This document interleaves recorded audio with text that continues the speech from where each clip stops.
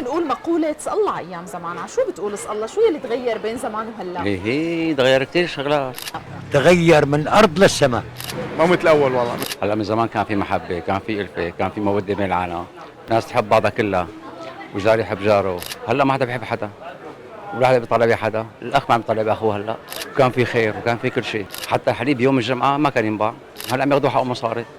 تغير من زمان، الانفس العالم تغيرت، وكانت العالم تحب بعضها، كنت تروح لعند واحد ما يتأفف منك، هلا تروح لعند واحد ما بيتمناك تجي لعنده. بال180 تقريبا والله تغيرت، ما مثل اول والله. ل10 جارك كنت تودي له سكبات. تغير من الارض للسماء، محبه ما ضل، اخوه ما ضل، مصلحجيه كلتنا.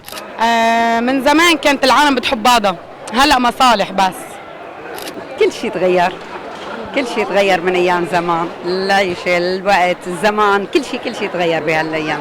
والله هذا السؤال كثير بيوجع. اول شيء، ثاني شيء اسال الله على البساطه تبعت ايام زمان، كان كل شيء بسيط، يعني كنا وقت نعمل اي مناسبه كانت البساطه هي رئيسه كل شيء. طبعا زمان كانت الحياه رخيصه وسهله وحلوه والناس طيبين، لغايه الان الناس طيبين اكيد لا شك يعني، بس زمان كان في تآلف بين الناس أكثر، والحياة أبسط، كل شيء أحلى كان. الطيبه، الناس الطيبه، الدروشه، التعامل الطيب ما عاد في، هلا كله مصلحه. والله على كل شيء، يعني بالنسبة للناس، معاملة الناس، الحياة بشكل عام، يعني المعيشة، المعاملة مع الناس بشكل عام كله تغير. بس الله أيام زمان كنا صغار، كنا نشوف الحياة بحلاوتها، هلا ما عم نشوف شيء من حلاوة الحياة يعني بصراحة. يعني زمان أول كان أحلى، كان في حب، في حنية، جمعات حلوة، قعدة حلوة. يعني هلا الظروف شوي تغيرت والغلاء تغير شوي، يعني من هالأمور هي. يعني هلا ما عاد صفى مثل أول، في غربة.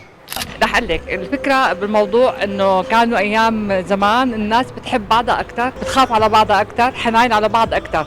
هلا موجوده الطيبه والحنيه وكل شيء حلو، بس بالاول غير هلا.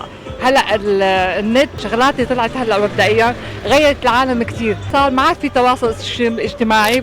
بالاول كان في هيك محبه، الفه بين العالم، يحبوا بعضهم، يساعدوا بعضهم، يزوروا بعضهم، يعايدوا بعضهم، وحتى كمان كل الحياه تغيرت، خاصه بالنسبه لهالجيل للاسف. كثير، اول كان في محبه، تعرف بين الناس بكل شغله، الاخ بحب اخوه. كان لما انا كان الي مثلا صديق من بلد لبلد، لو 30 كيلومتر 100 كيلومتر بروح بزوره.